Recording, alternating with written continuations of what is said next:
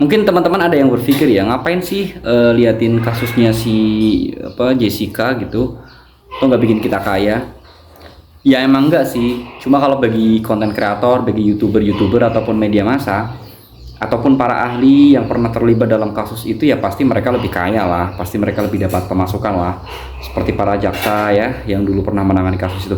Nah, kalau menurut saya seperti ini ya, itu sebuah pendidikan juga bagi kita, apalagi kita sebagai seorang pelajar ya, melihat sebuah kasus di mana kasus itu sangat menarik, di mana banyak sekali konspirasi atau yang disebut dengan kejanggalan-kejanggalan. Cuma saya tidak terlalu mungkin itu rahasia Tuhan. Hanya orang-orang yang terlibat ataupun dari pihak pro ataupun kontra yang tahu kebenarannya gitu. Saya yakin sebetulnya dari pihak pro ataupun yang kontra dia tahu. Baik pihak dari Jessica ataupun dari keluarga Mirna. Dia tahu betul sebetulnya siapa di balik ini semua ini. Tapi hanya satu yang bikin saya itu emosi. Tahu nggak apa? Adalah cara JPU atau jaksa penuntut umum itu mencecar Dokter Jaya. Sumpah fix, nggak tahu kenapa setelah pertama kali saya dengar Dokter Jaya itu kan dulu waktu 2000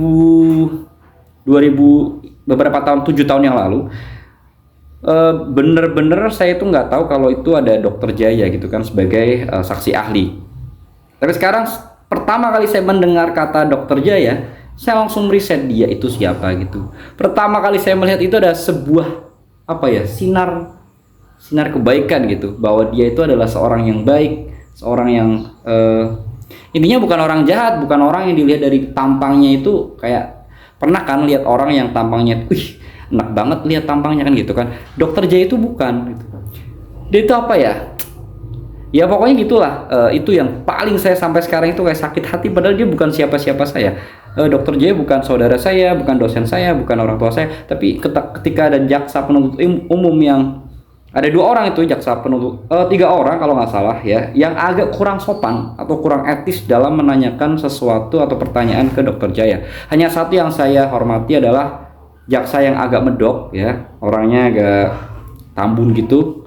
Nah itu yang paling saya hormati dan paling saya lumayan lah kalau ini tidak terlalu bikin sakit hati. Selebihnya nggak terlalu saya pikirin. Cuma yang saya kepikiran itu gitu loh. Bayangin itu anaknya Dokter Jaya ataupun mahasiswanya Dokter Jaya lihat itu tuh kayak gimana menurut kalian guys?